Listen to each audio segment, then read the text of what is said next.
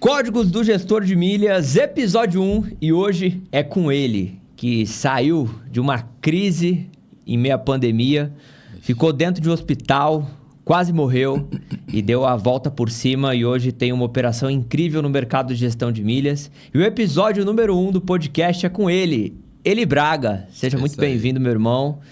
Fala pra galera quem você é, de onde você veio e o que você fazia antes de entrar nesse mercado de gestão de milhas. Me conta um pouco aí.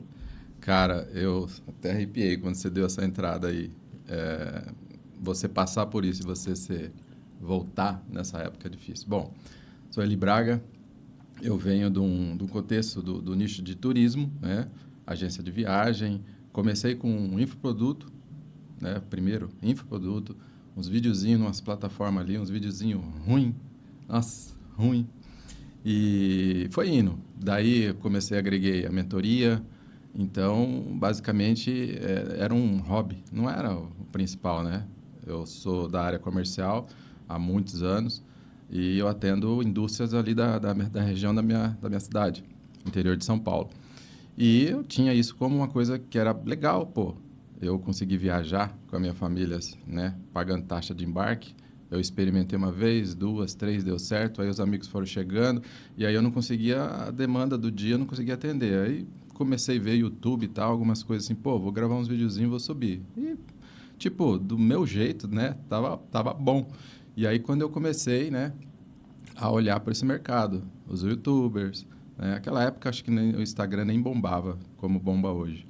E aí eu comecei a ver, cara, isso aqui, né, aí aí minha esposa chegou e falou assim, amor, seguinte, você está ajudando muita gente e não está cobrando nada, né, porque o que eu cobrava nos cursos era aquele 47,90, né? 97. E aí eu falei, cara, mas tem razão. Porque a galera fazia viagem top, entendeu? Disney, uma hora de consultoria, o cara economizava 10 pila, 15, 20 pila, né? Aí eu conheci nessa época o Fábio Lobão, né? Eu tinha algumas pessoas ali que eu acompanhava e tal. E aí eu sempre vou pela afinidade com a pessoa, né? Sempre pela afinidade com a pessoa. E o Fábio Lobão, gostei, cara família, né, tal, saiu lá do comecinho, conquistou tudo que ele conquistou na época, beleza. Comprei não lembro o que foi, acho que foi uma das primeiras consultoria dele, mentoria dele, eu não sei. Eu sei que foi um dos primeiros e estava lá. E a minha caminhada começou, de fato, é verdade, CNPJ, né? Foi com uma agência de viagem. A época do infoproduto era tudo CPF. E com a agência, a coisa ela começou a ficar séria porque eu estou num contexto de igreja, né? Eu sou da Igreja Batista, minha igreja na minha cidade é uma das maiores da cidade e da região. E ali eu conheço muita gente de Marília e fora de Marília. E aí a agência ela começou crescer, né? Só que assim, sempre nessa época da agência, sempre fui o agência. Então, o comercial, o operacional, o administrativo, o financeiro, tudo era eu. E eu não sei precisar quanto tempo que eu fiquei, eu creio que uns 3 anos no máximo, né? Dessa forma, foi quando Fábio Lobão fez uma call. Galera, seguinte, vou chamar um cara para falar com vocês, Caio Nascimento, né? Mas na minha cabeça, né, Caio Nascimento. E quando eu vi, tipo, não vou mentir, tá? Quando eu vi o cara, eu falei, pô, eu tenho uma filha de 24 anos, 25 vai fazer agora, no mês que vem. Pô, o cara tem a idade da minha filha. O que esse cara vai... Eu fui de curioso, o que esse cara tem de bom para falar, né? E, assim, nem imaginava qual que era o produto em si. O que eu entendia de gestão de contas era o que o Everton, na época, né? Que era a questão de compra e venda de milhas, né? Compra e venda de milhas. Administrar vários CPFs, né? Esse rolê aí, eu pensei em fazer, só que quando eu pensava na parte operacional, já me travava. Falei, não, isso aí vai dar muito trabalho. Então, eu pensei que era algo assim, trazendo mais essa parte sistêmica, essa parte organizacional. Me chamou a atenção. Falei, opa, eu sei que esse negócio é bom. E aproveitando, eu queria que você falasse pra galera assim, você viu essa call e o que te fez brilhar o olho pra gestão de milhas? Porque você começou com a gente, se eu não me engano, tem 2 anos atrás. E o que te fez brilhar o olho, sendo que, por exemplo, a sua agência, você tinha um certo público e vendia? Por que gestão de milhas, de fato, virou a chave de você pensar, poxa, eu tenho que começar a fazer isso aí? Exatamente. Essa boa pergunta, porque tudo que eu fiz, Caio, nesse segmento foi por propósito. Quando eu comecei, foi ajudando pessoas, né? A agência de turismo, você ajuda pessoas? Sim, mas assim, você tem muito mais o lado comercial, o lado financeiro, né? Tipo, o quê? Você, quando vai fazer uma cotação para uma pessoa, você chega até um limite de uma comissão, tem muitas vezes que não te interessa. A pessoa chega com uma cotação para você, você abre mão. Então, ou seja, some do propósito e vira material, vira financeiro.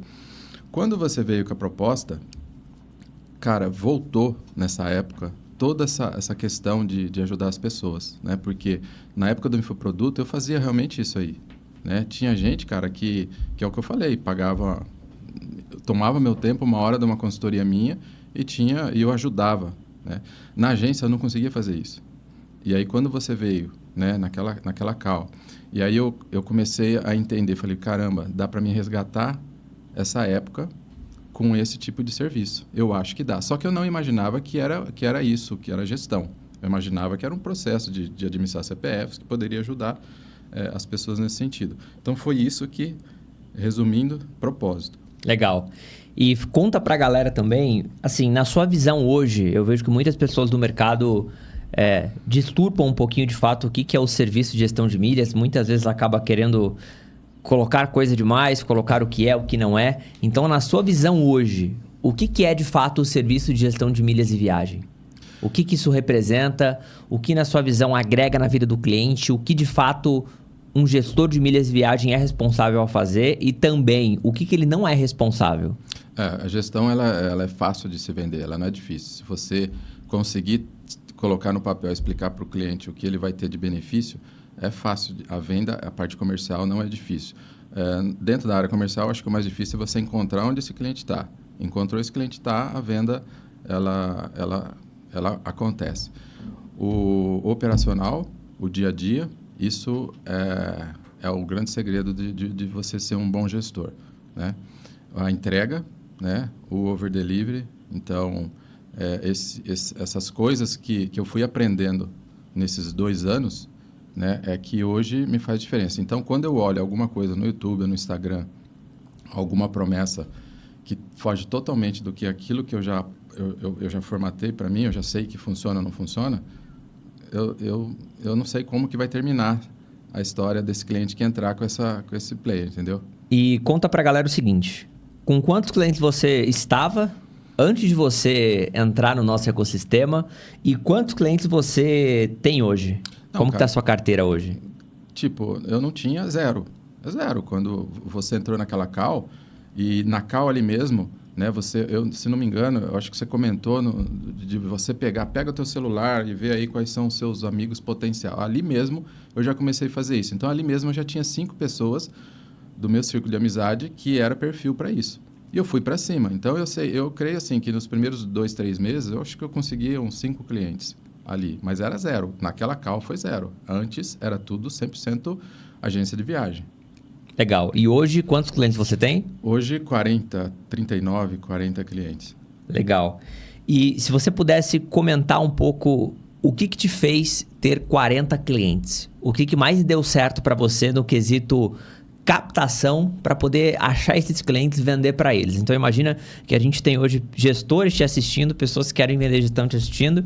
Se você pudesse trazer um insight sobre captação daquilo que deu certo para você. O que foi a fonte, foi network, o que de fato fez com que você tivesse essa quantidade hoje? A fonte principal é a indicação. A indicação, ela eu não vou falar para você que é 90%, mas ela beira isso aí, né? Ela chega próximo disso aí. Por quê? Porque a indicação, você já fez um trabalho para uma pessoa referência e a pessoa que está ao lado, ela viu, funcionou e ela quer isso para mim, porque é uma dor, né? É uma dor. Você chegar para uma pessoa e falar assim, olha, aquela viagem que você gasta 2, 3, 4 vezes por ano, em torno aí de 50 mil por ano, né? Nessas viagens, eu consigo, administrando os teus gastos do dia a dia, eu consigo reduzir isso aí 50%. Cara, quem que não vai querer e para cima, né? Então, assim, é um perfil de pessoas que ela acredita em você a partir do momento que você prove para ela. Quando você já tem um cliente, ele indica, você já passou dessa fase. Então, a amiga dela já chancelou, e a venda é feita. Então, a maior parte de vendas foi em cima de indicação. Mas um ponto legal que eu acho que é importante a gente comentar, porque acho que talvez quem está te assistindo pode pensar, mas o Eli, então, tinha sempre um network fantástico e por causa desse network só com milionários foi que veio essas indicações. Então, como foi esse processo de você construir isso? Quais ações você fez que deu certo? Então, comenta um pouco mais e explica. Você já tinha esse círculo de amizades perfeito, um network gigantesco para ter esses 40 clientes hoje ou não? Não. Porque, assim, imagina uma secretária, né? Ela não é teu cliente, mas ela tem uma agenda e ela tem contato com o seu cliente, né? Então, o que eu faço, e eu tenho lá na minha carteira alguns clientes estratégicos, né?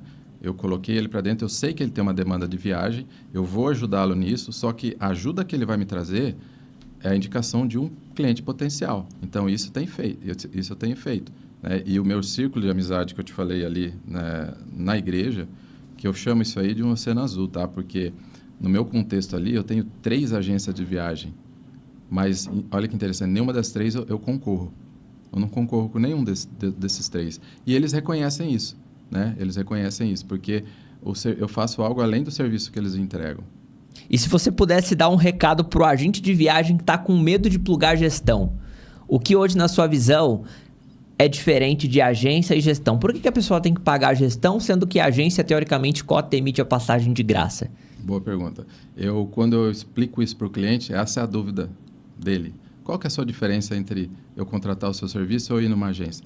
Aí eu me coloco numa cadeira do lado dele e do outro lado está as companhias aéreas, os hotéis. Então, somos nós dois tentando negociar com os fornecedores. Com a agência de viagem é diferente. É ele numa cadeira sozinho e as companhias aéreas e os hotéis do lado de lá. Então, e a agência no meio. É óbvio e isso é justo. A agência recebeu uma comissão por isso, pelo trabalho dela. Só que o meu serviço ele veio na contramão disso aí. Eu tenho que devolver o ROI mais rápido possível para o meu cliente. Então, assim, ele contrata o meu serviço e no menor tempo possível, porque eu tenho 12 meses para trabalhar isso. É uma folga. Mas se eu conseguir fazer isso com 3 meses, é ótimo. Então, nesses 3 primeiros meses, o meu objetivo é que a agência não vai concorrer comigo, porque o preço que ele tiver numa agência fora, o meu valor vai ser menor. Então, essa sistêmica, essa lógica, eu procuro explicar para ele, aí ele vê a diferença que é de um agente de viagem e um gestor de viagem. E quando você tinha agência, quantos % era a sua margem de lucro no negócio? E hoje, com gestão, como que é a sua margem de lucro? Qual que é a diferença? Cara, não eram todas as vendas, tá? Mas eu considero aí, na média, 7% a 10%. E quando tinha uma venda muito boa, 15%. Mas não passava disso, né? Não passava disso. Como eu falei, eu era um agência, né? Então, você coloca aí um faturamento né, porque hoje eu tirei o pé. Hoje eu continuo com o CNPJ da agência. Por quê? Porque a agência está plugada na gestão. Antes era o contrário, era a gestão plugada na agência. Eu mudei isso. Então, eu preciso ter um cadastro, eu preciso ter o acesso aos fornecedores. Por quê? Hoje a minha agência atende meus clientes da gestão, né? Então, fugiu a pergunta, mano. Quantos % de lucro você tem com a gestão? Você comentou que com a agência tinha 7% a 15% quando algo foi extraordinário. Na sua operação de gestão hoje, quantos % é lucro? Vou dar só um produto, seguro viagem. Seguro viagem, ele vem do meu fornecedor a 30%. Então, eu resolvi, valor net, ele me passa nada, mas o seguro viagem eu chego a colocar 100%. Legal. Mas pensa na gestão em si, no ticket anual que essa pessoa te paga. Quantos % te dá de lucro isso? 50%, 60%, uns 70%. 70%, 30% é o que eu invisto em cima dele. Legal. Mas aqui é um ponto importante, ó. Um detalhe importante. A margem de lucro não está relacionada ao quanto somente você investe ao cliente. Não. Então, hoje, um exemplo na nossa operação. Na nossa operação, a gente tem cerca de 60% a 65% de margem de lucro. E claro que a gente está escalado. Então, a gente parte muito da premissa que a gente não pode... Empresa de serviço que escala número de clientes e pessoas, ela vai teoricamente quebrar. E hoje eu queria que você compartilhasse também o que mudou, tá dentro do nosso ecossistema, o quanto isso foi responsável por te acelerar. E se você não tivesse, com quantos clientes você acha que você estaria hoje? Conta um pouco pra galera da importância de estar dentro do nosso ecossistema hoje, o teu feedback sincero sobre isso. Caio, é muito importante isso, porque assim, uma pessoa que está caminhando, você, né? Você hoje tem mais de 300 clientes. Então, assim, eu entrei e o máximo que você consegue me levar, eu tenho certeza que é com 300. Então, olha só, eu estou bem pequeno. Então, olhando para você, eu consigo crescer, né? Eu acho que é isso. Então, você tem que seguir uma pessoa, você tem que definir um método, alinhar, ter uma empatia com aquela pessoa que você está depositando sua confiança, no caso você, né? Lá no começo foi isso que aconteceu. E aí, são vários métodos que tem no mercado. Porque se você caminhar com 2, 3, você não vai fazer um deles 100%. Então, eu defini um método. Existem outras propostas? Sim. E aí, estou caminhando com isso. É assertivo, tem dado certo, né? E eu olho lá para frente, para o meu mentor, né? Você. Eu quero chegar nisso, 300. Então, e quando eu estiver caminhando atrás de você, daqui a pouco você tem 500, daqui a pouco você tem 600, daqui a pouco tem 1.000. Então, é natural o crescimento, natural.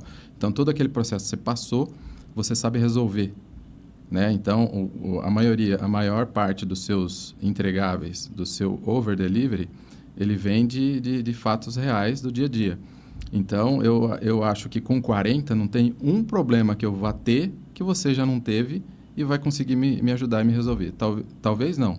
Sozinho, como que eu resolveria isso, né? Seria muito difícil. Ia tirar a informação do além. Na IA, né? No Google. E tem um outro ponto importante também, que falando um pouquinho sobre captação e vendas. Hoje, o nosso ticket do serviço, ele entra de 5 a 10 mil reais ali, que é a média dos nossos alunos. E lembrando que eu sou 100% contra um ticket para cada cara, né? Porque, teoricamente, eu sempre digo que a gente vai estar roubando a pessoa. E para pensar o seguinte, hoje você está com 40 clientes e você tem a sua operação, você quer crescer, você quer escalar. A gente falou um pouquinho da indicação, só que eu queria que você comentasse também um pouquinho daquilo que você fez num evento presencial. Como que foi essa história aí? Isso. Eu te direcionei para uma estratégia um pouquinho diferente. Qual foi o resultado? Então, só esse insightzinho do evento presencial aí, o quanto que te gerou, como foi de resultado. Explica para a galera um pouquinho como que foi essa ação aí. Isso, talvez eu seja ali da galera, né, que está no grupo, talvez eu seja uma das pessoas que resolveu arriscar nisso. Como eu tenho alguns amigos no Brasil, né, que são pastores, cresceram comigo e hoje eles foram direcionados para outras cidades. E uma dessas pessoas, eu tive um insight de falar para uma galera. Ia ter uma conferência financeira. Eu falei, vamos falar do meu produto? Tem tudo a ver. E eu te procurei. Era uma coisa que você nunca tinha comentado, né? E a gente construiu algo junto e algo assertivo. Então, ali naquele momento ali, foi um workshop, né? Sobre, eu esqueci, inteligência financeira. Inteligência financeira. Mesmo. Esse workshop, e ali tinha um grupo de 40 empresários, e ali eu pude expor qual que é a dor, né? A dor dessa galera, e aí a receptividade foi muito grande, né? A conversão também foi muito boa, naquele momento, não em gestão em si. Mas... comenta um pouquinho sobre essa estratégia, que eu compartilhei com você para você executar. Você teve a oportunidade de fazer uma palestra, eram quantas pessoas? 40. Para 40 pessoas. E a sua palestra, no final, ela tinha um pitch. Isso. O que era esse pitch e qual o produto? Isso. O contexto era totalmente favorável a você falar esse tipo de produto, né? Começa por aí. Era uma conferência na área financeira e o meu foi o último, né? Então, a ideia era o quê? Não vender gestão, porque o ticket da gestão é um ticket o mais alto que eu tenho ali. Talvez ali o fechamento do pitch seria um pouquinho menor. O que nós fizemos? A ideia a consultoria. O que é a consultoria? A consultoria eu vou tratar de uma viagem pontual. Eu quero ir para Paris. Então, você senta comigo e eu te dou mastigadinho, você não precisa pensar em nada, eu já te entrego o projeto prontinho para você economizar. Então, isso aí é a consultoria. E a consultoria eu vendo para um ticket XX, né? Naquele dia, naquele momento, até aquela noite, era uma palestra, comecei às 20, então esse valor ia até a meia-noite. X, metade do preço, né? E dividido em 12 pagamentos. Então, assim, a receptividade foi muito grande. Dos 40, teve 22 que foi convertido na hora. Então, ou seja, tu colocou aí nessa brincadeira 10 mil no bolso, né? Em média, mais ou menos, né? E aí, o que acontece? Durante o processo da consultoria, eu descobri 3 potenciais da gestão. E aí, com isso, eu descontei o valor que ele investiu e segui com esses 3. Esses 3 me indicaram mais 2, 3 pessoas cada um. Então, assim, foi 100% essa estratégia de você falar para um grupo específico, né, dentro de um assunto que você está falando ali, vendendo um serviço, e a oportunidade de falar presencial. Você está ali para tirar dúvida, né? Então, isso aí foi uma experiência muito boa e eu coloquei no meu projeto, pelo menos a cada semestre, fazer uma estratégia dessa. E para vocês entenderem a importância do direcionamento certo, ele chegou para mim e falou, Caio, eu tenho essa palestra, esse cenário. E aí eu cheguei para ele, eu imagino que a resposta que ele esperasse de mim era, vamos elaborar um pitch da gestão. Isso. Mas eu falei, não vamos. Por quê? A partir do momento que você está num evento e você vai ter 40 pessoas, o objetivo principal não era vender a gestão. Por quê? Entenda uma coisa. Por mais que você pense que existam muitas pessoas que não têm condições financeiras para pagar o nosso serviço, não estão prontas, realmente não existe. É verdade. Tem muita gente que não está e não é o público. Só que toda pessoa que não é público conhece pelo menos uma pessoa que é público. Uhum. Então, se a gente comunica nas redes sociais e a gente começa a oferecer primeiro um produtinho de R$1.000, que é a consultoria, a gente vai atrair só lead desqualificado. Exato. Porque no posicionamento, o rico ele não anda com o pobre. Exato. A pessoa que, por exemplo, ela vai andar com um carrão, ela não quer andar com um cara que tem um carrinho. Não quer estar no mesmo grupo. O rico, ele valoriza muito isso. O pobre, não. O pobre quer estar junto com o rico. Exato. Só que é diferente quando a gente vai estar no evento presencial. Porque no evento presencial, ele vai ter 40 pessoas que não conhecem ele. E que numa palestra de inúmeras que teve, isso aí a pessoa aconteceu. Poderia nem ficar na tua cabeça. Lembra da última? Exatamente. Foi agora em Foz do Iguaçu. Foz do Iguaçu, eu cheguei, você chegou, e aí, como é que foi? Eu falei, puta, aí eu vim desanimado, né? Porque a conversão foi muito diferente. Foram 2 pessoas. Só que aí você me chamou a atenção. Você falou assim, cara, e você tá lá, todo mundo te viu, Foz do Iguaçu, né? A referência agora é você. E isso aí passou algum tempo, isso aí tem uns 3 meses já. Passou algum tempo, uma pessoa que chegou para a gestão, cara, essa pessoa é top do mercado, assim, dentro do contexto de igreja. Essa pessoa é uma das mais tops que tem no Brasil. Ela chegou via, a validação que ela viu, conhece aquele pastor daquela igreja é relevante para ele e me viu falando ali, então foi uma referência. Então, assim, olha só, depois de 3 meses, então, quando você faz uma estratégia dessa, é imensurável o que você vai colher. Às vezes, naquele primeiro exemplo que eu te dei, foi imediato. Em 2 horas eu colhi aquilo. Agora, nessa outra experiência, eu achei que não, mas me enganei. Né? Então, assim, é totalmente válido você se expor, você falar para uma galera presencial, né? E não visando somente a venda em si naquele momento, mas o teu ROI, o teu network e as conexões que você faz. Que acabam gerando ali. Então, se a gente for parar para pensar, foram 2 estratégias presenciais de algo que veio do network, mas graças a isso te impulsionou. Exato. Então, eu sempre digo que a consultoria, ela serve para uma única coisa. Exato. Te dar caixa para atrair o lead qualificado para gestão. Só que a gente não pode vender consultoria e a galera saber que a gente vende consultoria. Então, sempre a gente vai falar posicionado para o serviço de gestão. Exato. No meio do caminho, vai ter galera que não tem o perfil, mas vai chamar, mas vai conversar. E aí, na hora que a gente for perguntar o gasto, a viagem, a gente vai entender que essa pessoa está pronta para consultoria. Exato. E aí, você pega ali e vende uma consultoria por R$1.000, por exemplo. Imagina que você pega R$1.000 e aí você vai no impulsionar do Instagram e atrai o seguidor, por exemplo, a R$10. Você vai atrair, teoricamente, se for colocar o seguidor a R$10, você vai atrair 100 seguidores novos. Se de 100 seguidores você converter uma pessoa, esses R$1.000 já te trouxe, por exemplo, 5.000. E aí vira uma bolha completamente infinita que pode deixar você cada vez mais forte e cada vez indo mais longe.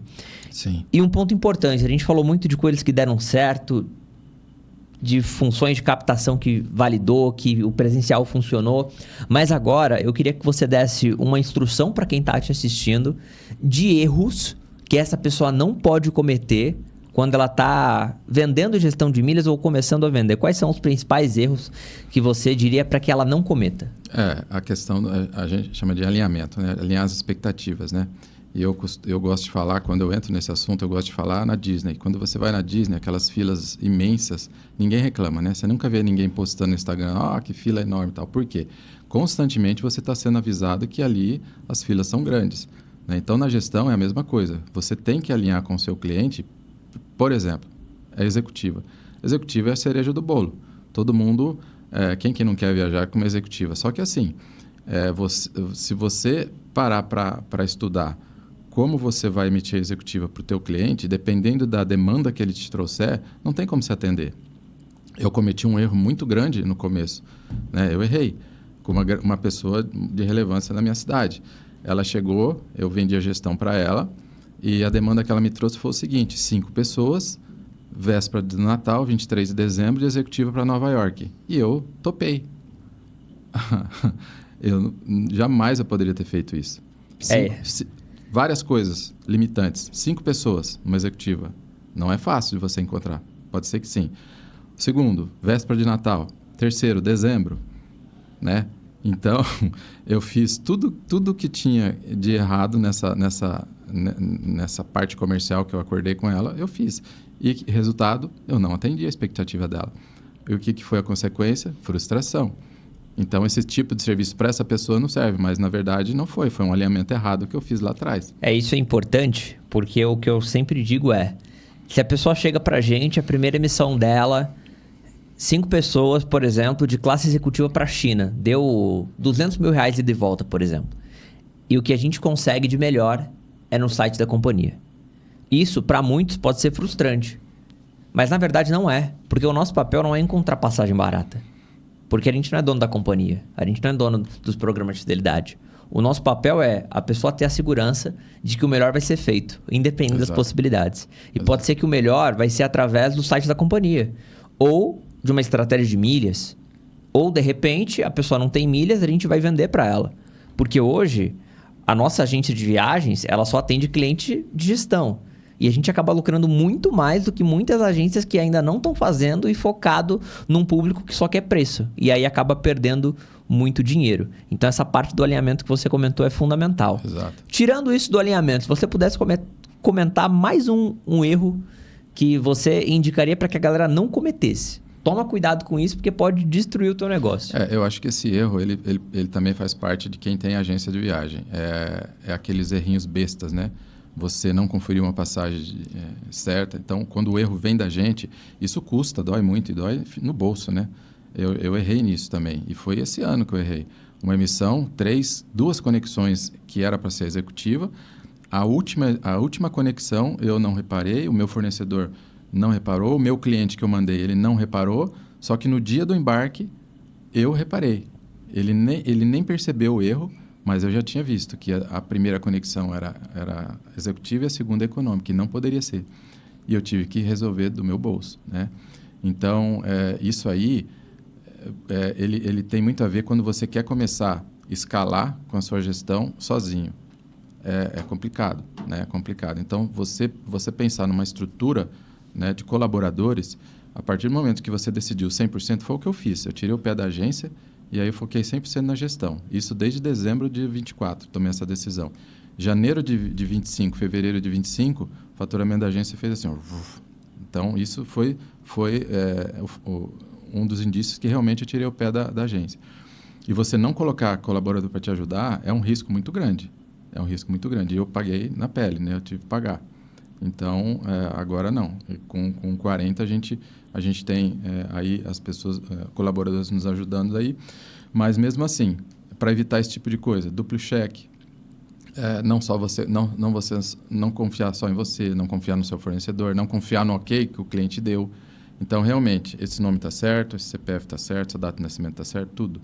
Fazer uma conferência para evitar esse tipo de de problema. E se você pudesse dar um recado agora para as pessoas que estão querendo começar ou já têm clientes, mas ainda não estão no nosso ecossistema e estão sendo receosos por algum motivo e estão receosos de investir, por exemplo, R$6.000 ali na formação.